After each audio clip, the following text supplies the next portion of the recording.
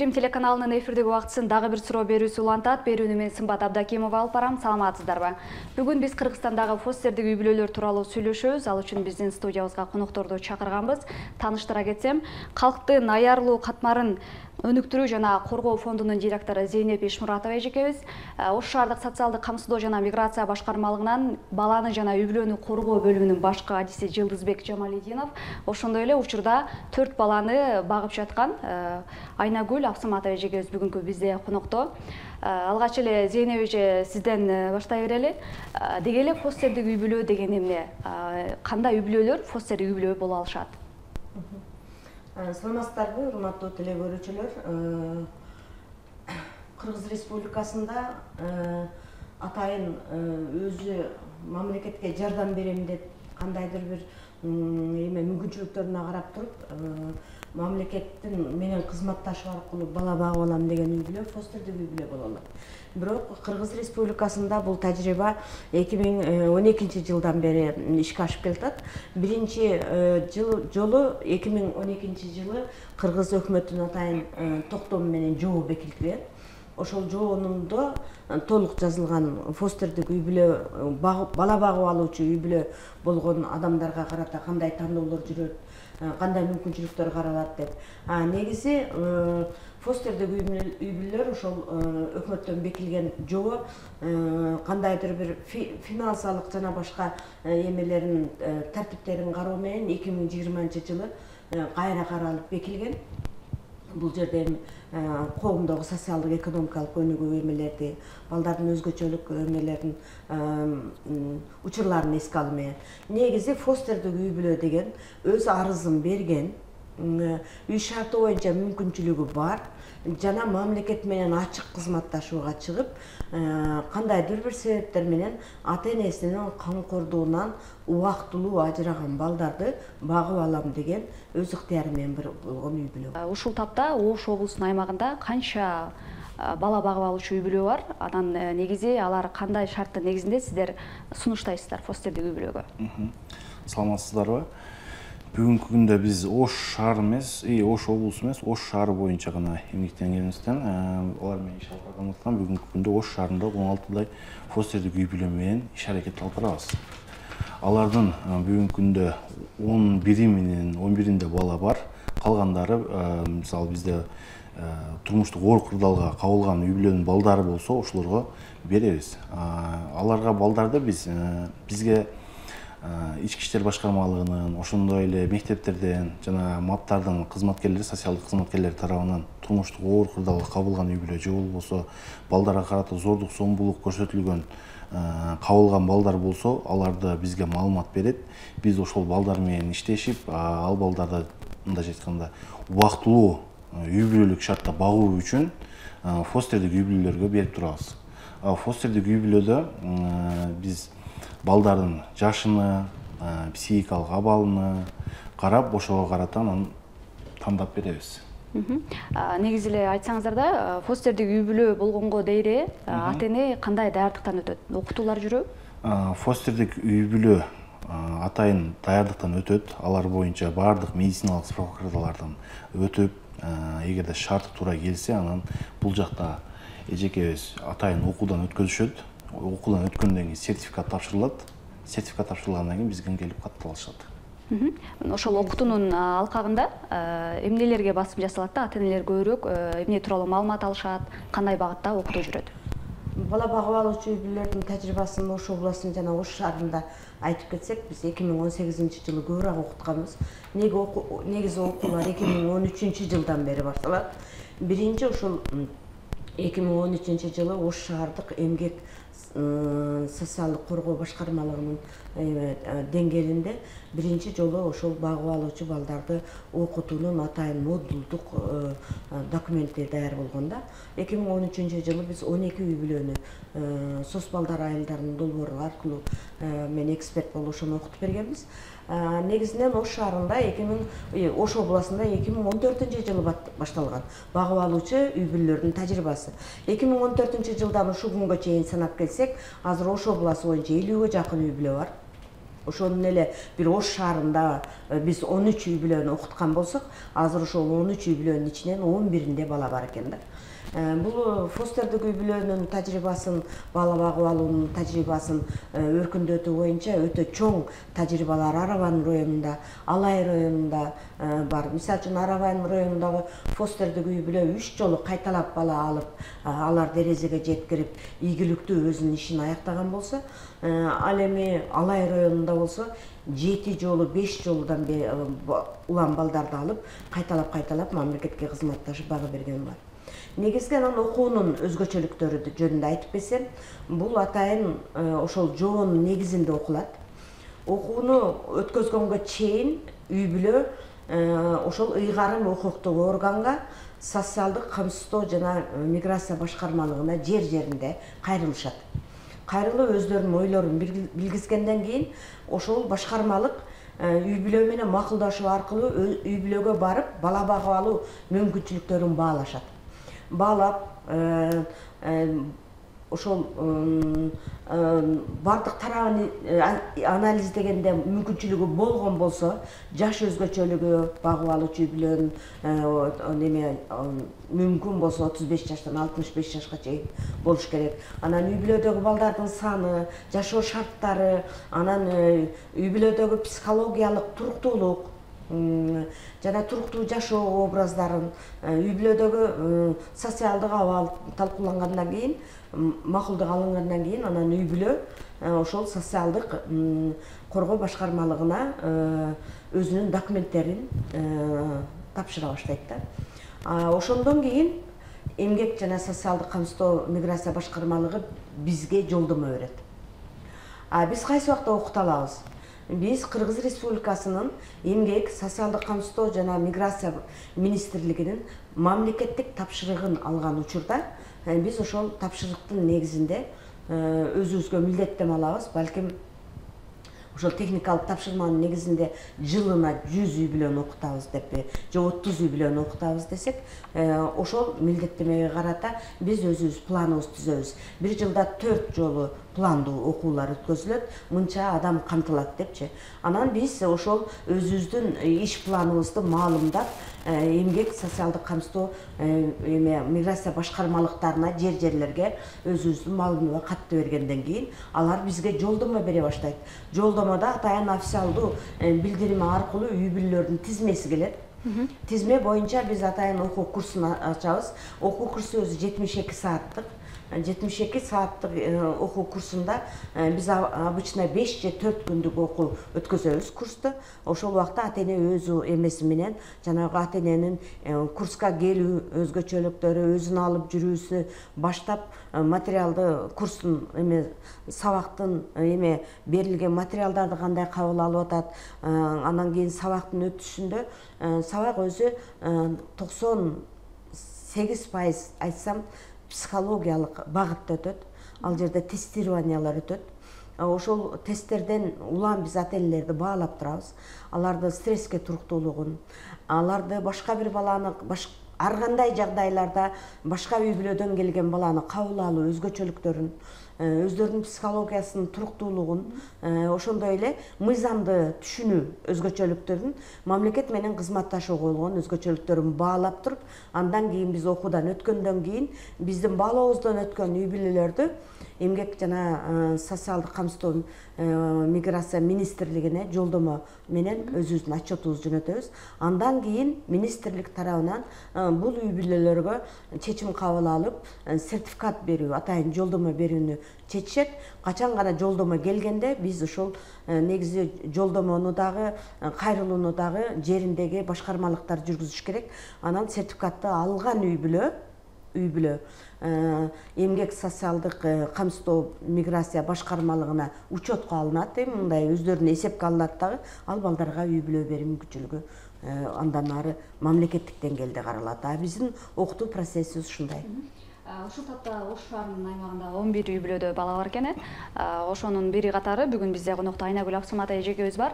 Айтсаңыз да, Айнагүл эжеке, сиздердин ушу фостердик үй бүлөнү тандап алууга эмне себеп болгон да? Саламатсыздарбы? Бүгүнкү күндө мен ушу 4 баланы тарбиялап жатам. Мен өзүм 2 кыз, 1 уулум бар, 3 балам бар. Алар турмушка чыгышты, чет жакка иштеген, кетишкен тууралуу мен өзүм жалгыз калган үчүн ошо бала багып карасамбы деген ой болду да, анан ошо постерлик эмеге окудум да. Окуп анан эме сертификатымды алдым, жакшы Зейнеп эжеге окутту бизде.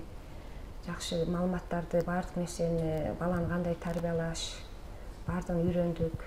Анан эме кылды, буларга келип мен сурандым, мындай балдар бериңиз деп, биз өзүбүз тандап албайбыз. Булардын бергенин биз алабыз. Анан барып биз тарбиялап, жакшы эме кылып, өз ата-энелерине тапшырабыз. Канча жылдан бери карап атасыздар балдардан? 1 жыл болуп калды. 1 жыл болуп калды. Негизи балдар алгач сизге келгенде кандай эле, азыр кандай өзгөчөлүктөрдү байкадыңыз балдардан алгач келгенде элечи? Балдар келгенде башкача болуп келди. Ар кыл үй бүлөдөн чыккан үчүн баягы психикасы бузулат, же ден соолугу башкача болуп, ушундай болуп келишет. Анан бизге да үйрөнүшү да кыйын болот да. Анан биз тарбиялап буну айтып, өзүбүздүн бая бала, өзүбүздүн балабыздан дагы жакшы мээрим беребиз да. Ошого эме кылып, кийин кайра эме кылсак, кеткиси келбей калат. Өзүң жакшы мээрим берсеңчи. Азыр мен ушу 4 баламды өзүм баламан дагы эhtiyat кылып карайм да.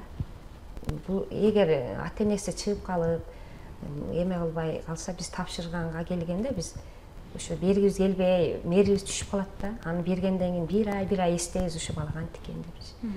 Анан сурап турабыз. Бул эми сиздин биринчи бала багып алуучу болгон учуруңуз да, же буга чейин дагы балдарды ата-энелерине же өзүнүн баягы 18-ге чыкканга чейин убактысыз бүткөндөн кийин башка балдарды алып тарбиялап атасызбы, кандай? Жок, бул 4-төн мурун дагы экөөнү карадым. Анан ата-энеси чыгып, ошолорго жакшы эмени берип, тарбияны берип тапшырдым ата-энелерине.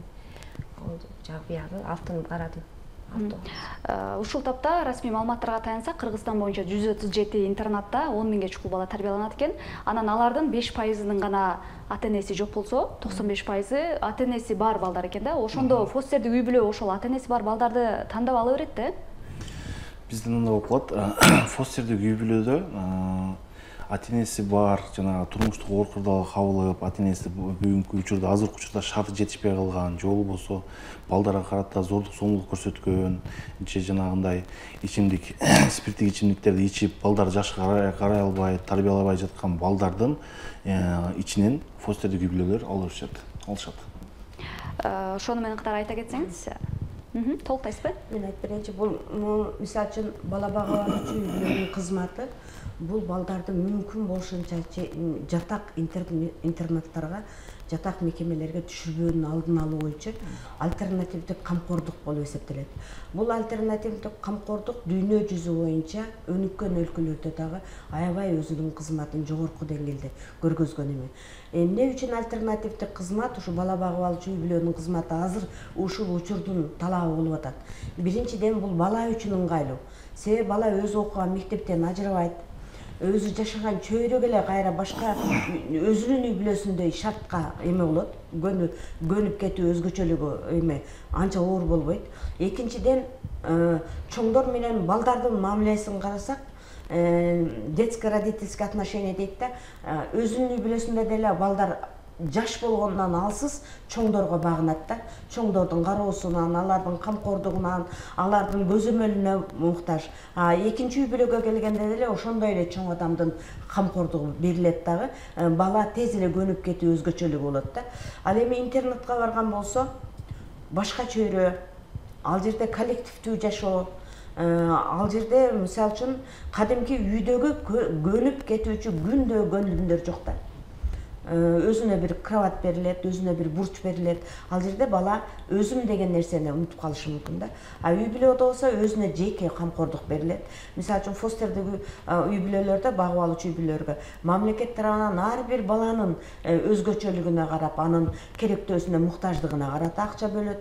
Андан айырмаланып, жанагы эме багып берип аткан ата-эненин дагы кызматы төлөнөт. Бул жерде кызматы төлөнгөн ата-эне ошончолук мамлекеттин алдында жоопкер деп эсептелет да.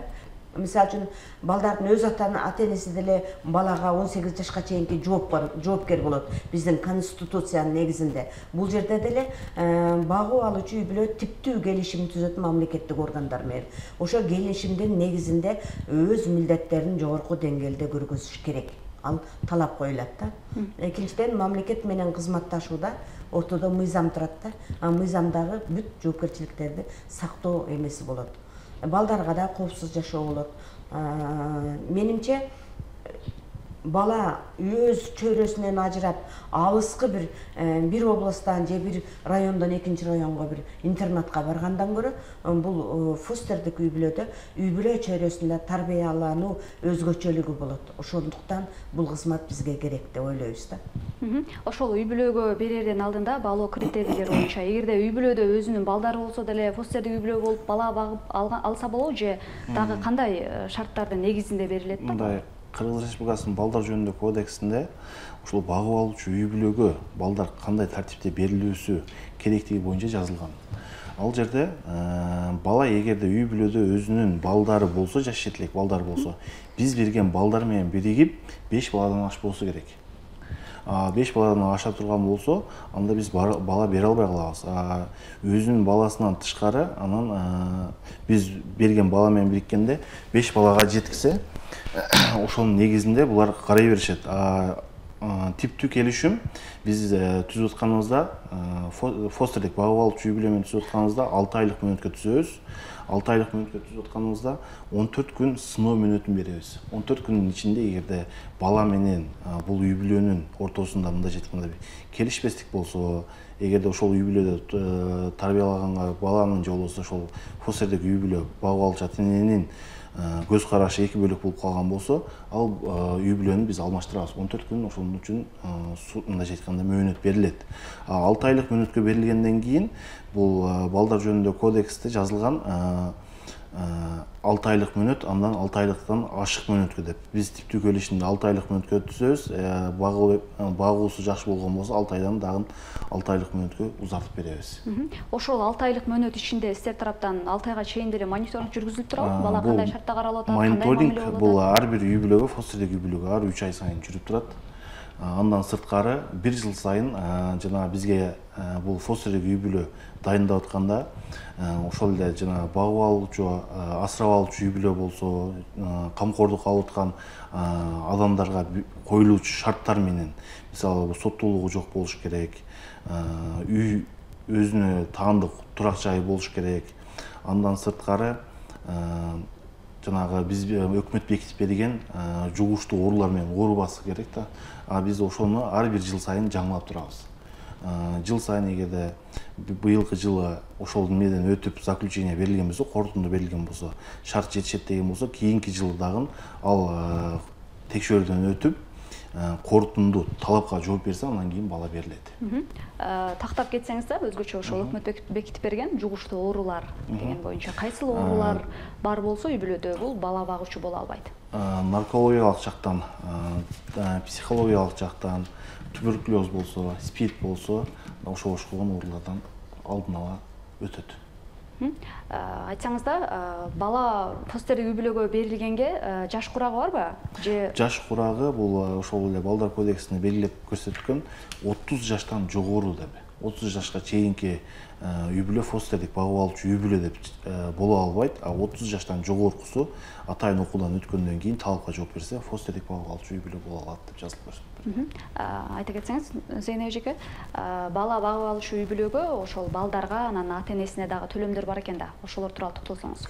Эми ошо өкмөттүн 2020-жылдагы токтомунда 21 ноябрда кабыл алынган 622 токтомунда бул төлөмдөр бир аз өзгөртүлгөн.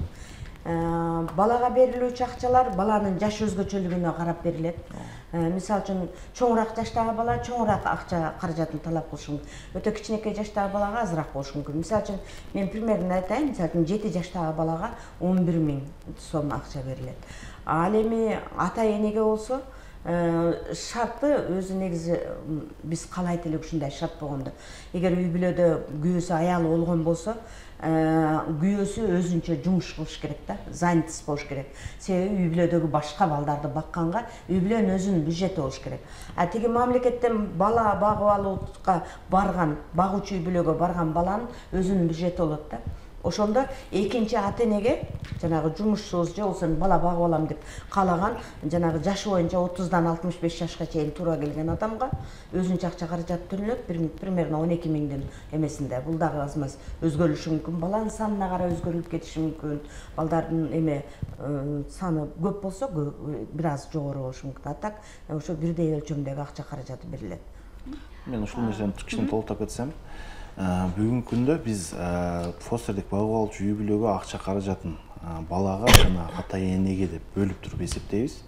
Балага жана ата-энеге жашоо минимум стат комитети, мисалы статистикалык комитет жашоо минимумуна белгилеп берген өлчөмдү ошол өлчөм менен эсептелинет. Ал стат комитети бул жашоо минимумуна берилип аткан акча каражаты бул ар квартал сайын, ар 3 ай сайын өзгөрүп турат. Ал өзгөрүп турган сайын булардын акча каражаты берилүүчү акча каражаты дагы өзгөрүп турат. Бүгүнкү күндө балага берилүүчү каражат бул жакта айтып кеткендей 0 жаштан 4 жашка чейинкиге бөлөк, 4 жаштан 7 жашка чейинкиге, 7 жаштан 14 жашка чейинкиге, 14 жаштан 18 жашка чейинкиге деп туруп бөлүнөт. Аларды караган фостердик үй бүлө атага же эне карап атат, энеге деп туруп дагы атайын бөлүп мындайча айтканда айырмачылык менен төлөнүп берилет. Мындайча айтканда жашоо минимумда 7 жаштан 14 жашка чейинки балага 7600 сом болсо, ошол акчаны биз 2-ге көбөйтүп туруп, анан кийин төлөп беребиз. Жогоруда төлөмдөр боюнча айтылып өттү. Айнагүл эжек айтсаңыз, ушул тапта сизге канча акча каражаты төлөнөт, анан ошол сиз багып аткан 4 баланын толук муктаждыгын канааттандырабы? Жакшы эле болот. Кийим-кечеги болот, байнясы болот. Баягындай окуган китеп эмелери болот, ошол каражатка жетип атат, жакшы эле. Кыз бала дагы бар да, азыр багып атканыңызда. Мисалы, кыз баланын керектөөсү менен эркек баланын керектөөсүнө сөзсүз түрдө айырма болот да. Канчалык деңгээлде жап атат деген суроо да? Эми кыз баланыкы баягындай эме кылса, кыз баланыкы көбүрөөк болот. Бул балага карагандачы. Прямо эмебиз жакшы эле. Мындай эмне үнөмдөп жеткиргенге болот. Кийим-кечеги болот, мондайдайлар. Зейнеп эжеке, айтсаңыз да 2014-жылы фостердик үй бүлө алгачкы жолу түптөлүп, ошондо окуу программасы түзүлгөн да. Эми андан бери, мисалы, акыркы жылдары түрдүү зордук, зомбулуктун түрлөрү өлкө аймагында жүз берип атпайбы? Эми ошого жараша балким окуу программасынын алкагында өзгөртүүлөр киргизилдиби да ата-энелерге? Ооба, 2014-жылы биз 13-жылы ушул эме Ош шаары жана Ош областынын мисалында биринчи окууну өткөзгөнбүз. Эми биздин түштүктө болгон тажрыйбаны айтсам, ошондо министрликтин 1 жылдык долбоору болчу, бул долбоор.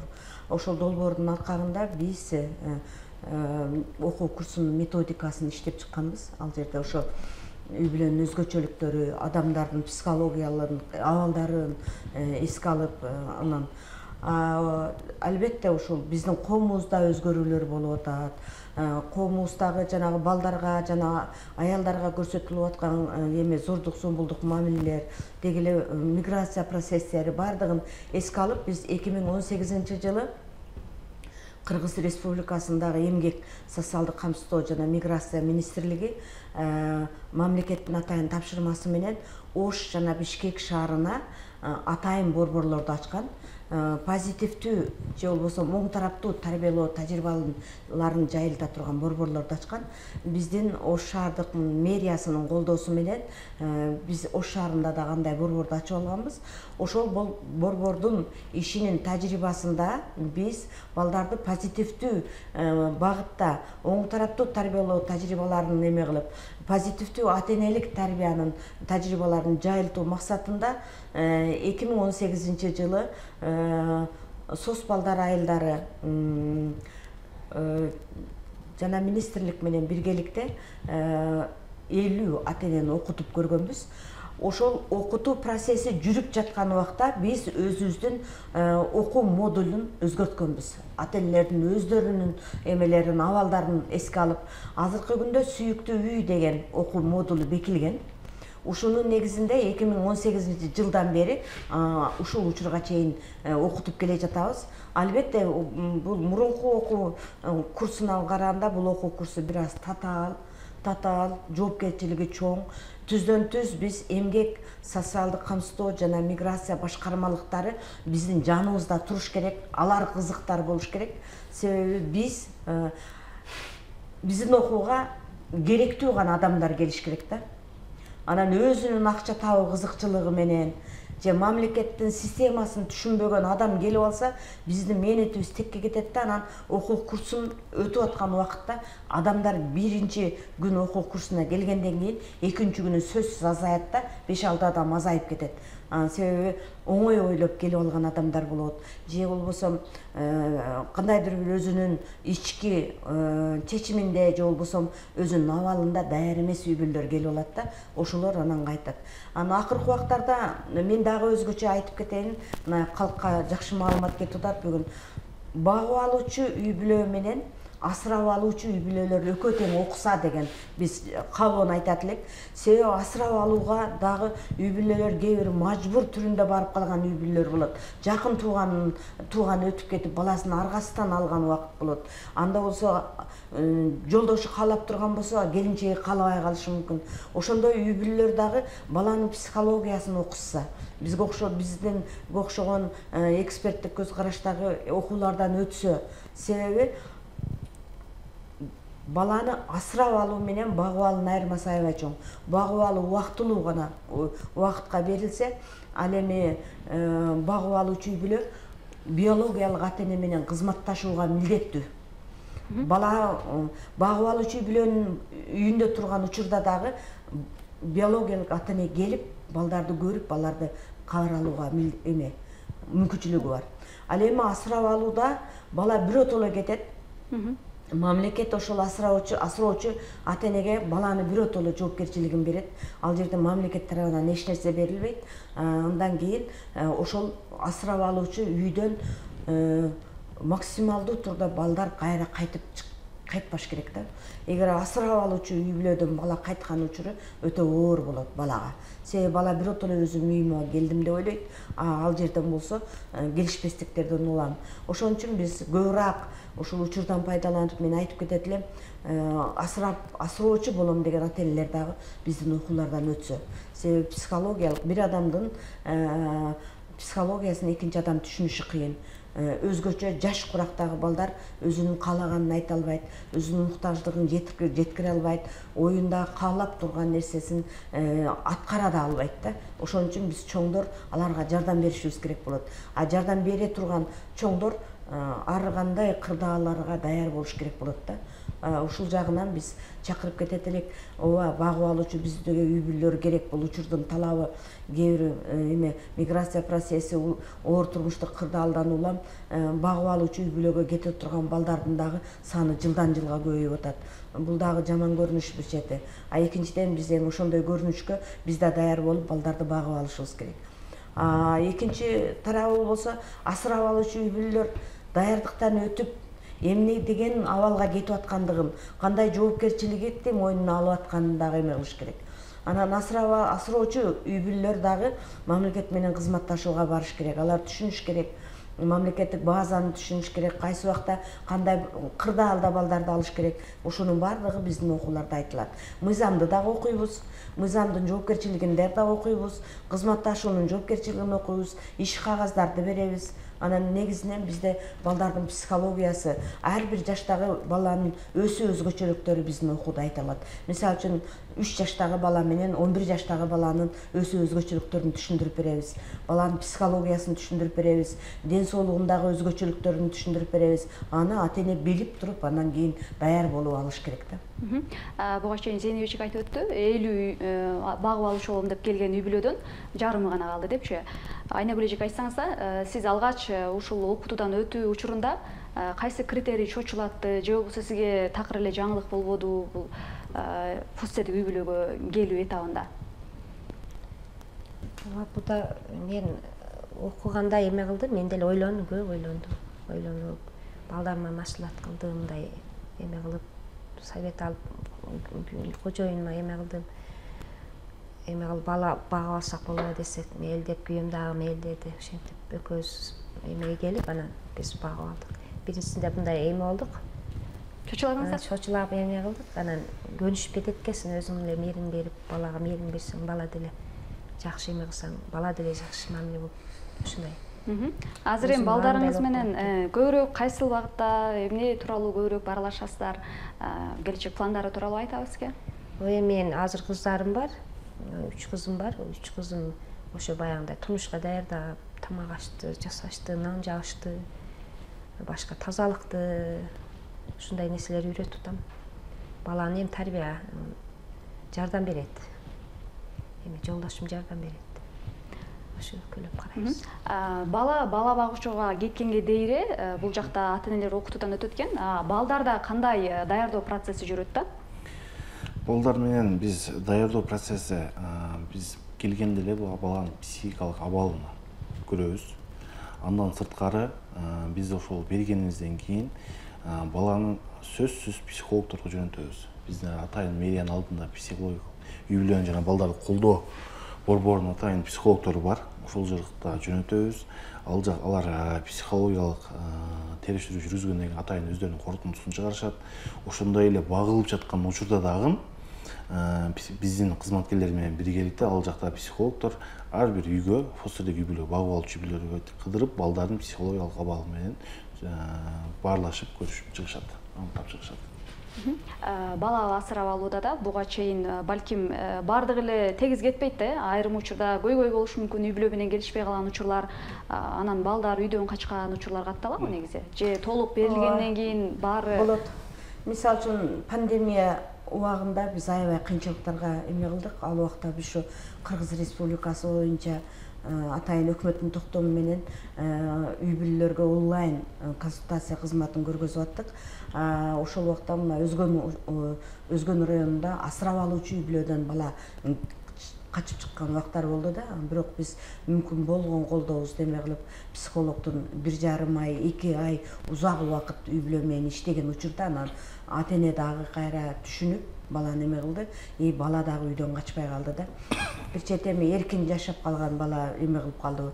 Негизи асырап алуучу үй-бүлөлөрдөн бала кайтып мындай качып же башка болгон учурлары бала өспүрүм курагында болот. Өспүрүм курактагы баланын жүрүм турумун ата-энелер түшүнбөй калган. Ошондой эле көйгөйлөр деле эме багып алуучу үй-бүлөдө болот.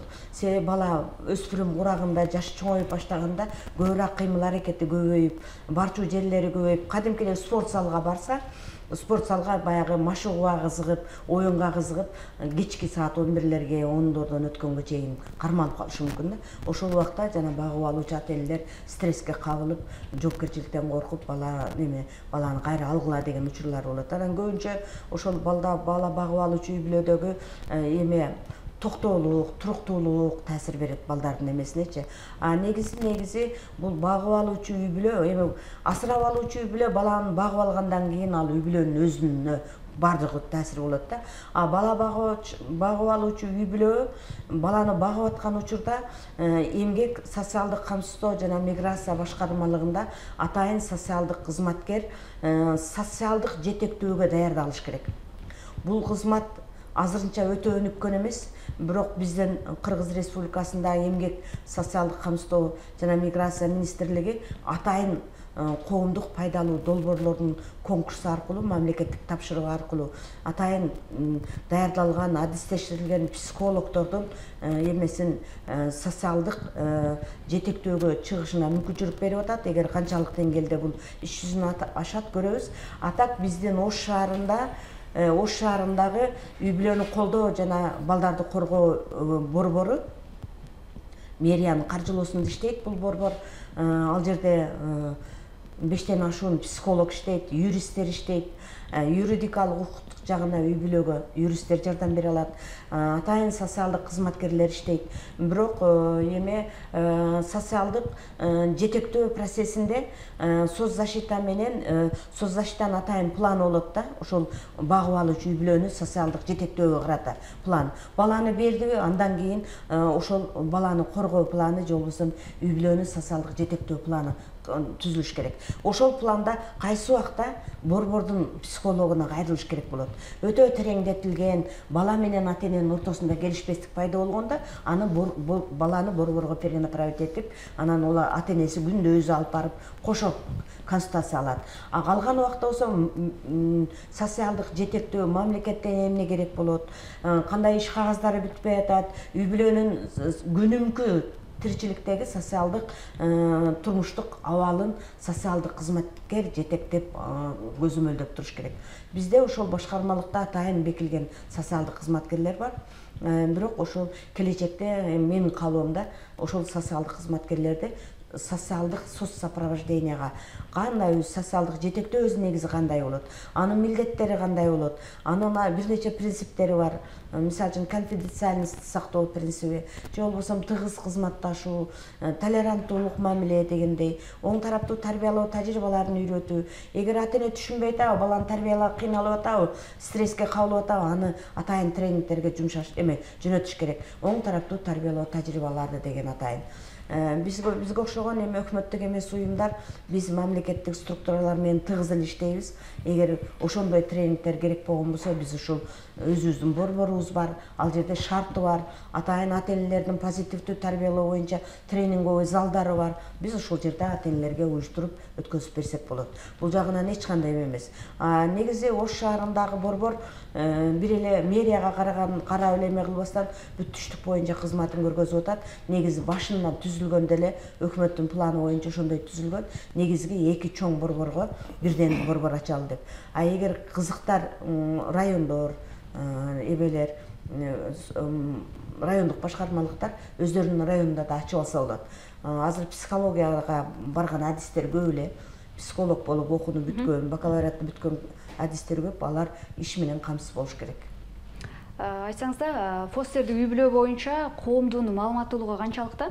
Айтайын дегеним, 2014-жылы түптөлгөн болсо, ушул тапта 107 фостердик үй бүлө бар экен өлкө боюнча. Анда 207 бала тарбияланат экен да. Бул боюнча биз жергиликтүү Ош шаарындагы 7 мап боюнча биз мындайча айтканда калк менен баарлашуу мэрия тарабынан уюштурулуп же биз уюштурабыз. Ошол боюнча ар бир жерде калк менен сүйлөшүүлөр жүргүзүлгөндө калкка жеткизет. Ушунда багып алчу фостердик үй бүлө бар. Атайын окутулат. Андан сырткары биздин бар бир жанагы сиздер айтып кеттиңиздер асырап алуучу үй бүлө депчи. Алар ошол үй бүлөсүндө балдар чоңоюп кетип же бала боло албай калган үй бүлөлөр дагы келишип, бала асырап алганы келген адамдар ошол эле бизден сыртыбызда турган жарнамаларды, жана мемелерди окуп туруп, фостердик үй бүлө кандай болот? Ошол нерсеге кызыгып, фостердик үй бүлө болуп кеткен мындайча айтканда жарандарыбыз дагы көп кездешет.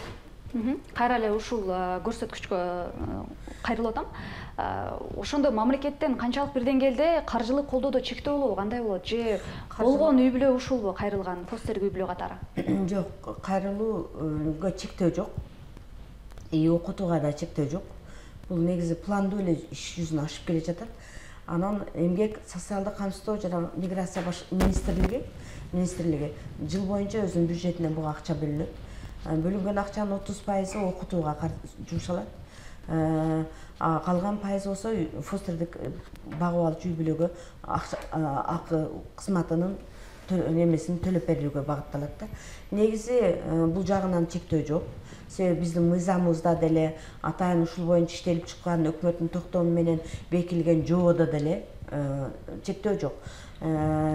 Бул жерде балдарды ошо ата энесинин камкордугуна жок калган балдарды автоматтуу түрдө система аркылуу каттоо эмеси кызматы коюлуп атат ушул күндө. Биз болсо мына кабарлоо, маалымат таркатууда биздин калктын аялуу катмарын өнүктүрүү жана коргоо борбору коомдук фондунун соц тармактагы баракчаларына ар айда 2 жолу жок дегенде чыгат. Биз канчасын окутуп атабыз, канча үй бүлөнү кантип колдоп атабыз деп. Андан кийин биздин ушул Ош шаардык мэриянын алдындагы үй бүлөнү колдоо жана балдарды коргоо борборунун алдында багып алуучу үй бүлөлөрдүн мектеби ачылган. Мектеп ачылган, атайын ресурстук чоң кабинет жабдылган. Ал жерде болсо баланы багып алуу, тарбиялоо өзгөчөлүгүнө жетиштүү бүт методикалык китеп методикалык эмелер, пособиялар, колдомолор бардыгы камтылган. Андан кийин биздин психологдор бар. Психологдор ошол ата-энелерге баланы багуу өзгөчөлүгүнө карата күндө бекер консультация бере алат. Бул боюнча дагы. Андан кийин биздин коомдук фонддо эми канча жылдан бери иштеп келе жатсак, ошончо жылдан бери биз атайын курстарды окуп келе атабыз. Позитивдүү тарбиялоо тажрыйбалары. Ал эми үй бүлөнү колдоо жана балдарды коргоо борборунун бөлүмүнүн кызматкерлерине болсо, позитивдүү тарбиялоону кантип колдош керек? Кандак коштоп кубаттоо механизмдери бар? Ошол боюнча үй бүлөнү колдоо борборунун бөлүмүнүн кызматкерлерине ар бир райондо окууларды өткөзүп келе жатабыз. Райондорго барып өткөзүп келип атабыз. Бул боюнча эч кандай эме жок. Бизде маалымат да жетиштүү, мүмкүнчүлүктөр дагы бар. Бизге бөлүнгөн убакыт дагы аяктап баратат. Урматтуу телегөрүүчүлөр, эгерде сиздер дагы фостердик үй бүлө болууну кааласаңыздар, өзүңүздөрдүн аймагыңыздарда жайгашкан социалдык бөлүмдөргө кайрылса болот. Азыр эми силерге эркен микрофон берейин. Келиңиз, баштай берели. Биз фостердик бала багып алуучу үй бүлөлөр менен тыгыз иштейбиз, деги эле ата-энелер менен тыгыз иштейбиз. Биздин кызматыбызда ошо социалдык педагогикалык жетектөө, социалдык колдоо берүү, социалдык психологиялык консультация берүү кызматтары бекер. Бизге качан болсо да кайрылса болот. Биздин офисибиз Масалиев Кен көчөсүнүн 94-үйүндө 25-батирде жайгашкан. Биздин эмеде соц тармактарда баракчаларыбыз дагы бар, ачып окуса болот. Айнагүл эжеке. Бул көчөдөн кылып, баланы багып, өз балаңдагы мээрин берип караса, баланы бакса эң сонун болот. Өзүң балаңдай эле буга да жооп дейиш, буга жооп бересиң, баланы жакшы карап тарбияласаң, балаң деле мээрин, өзүң балаңдай мээрин түшүп калат. Баланы баккыла, жакшы бала баккан жакшы.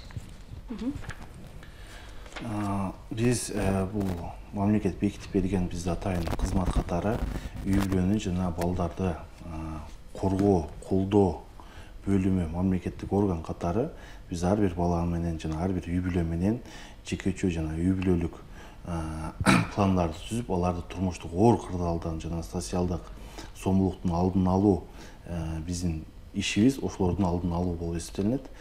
Биз бул фостердик үй бүлө менен ошолордун алдын алууда кызматташабыз. Урматтуу телегөрүүчүлөр, эскерте кетсем, Ош Бирим телеканалында дагы бир суроо берүүсү болду. Анда конокто калктын аярлуу катмарын өнүктүрүү жана коргоо фондунун директору Зейнеп Эшмуратова эжекебиз, ошондой эле Ош шаардык социалдык камсыздоо жана миграция министрлигине караштуу баланы жана энени коргоо, колдоо бөлүмүнүн башкы адиси Жылдызбек Жамалидинов, ошондой эле ушул тапта фостердик үй бүлө катары Ош шаарында жашап жаткан Айнагүл Аксаматова эжекебиз бүгүн бизде конокто болду. Ушуну менен бизге бөлүнгөн убакыт соңуна келип жетти. Кийинки эфирлерде жолугушканча саламатта туруңуздар.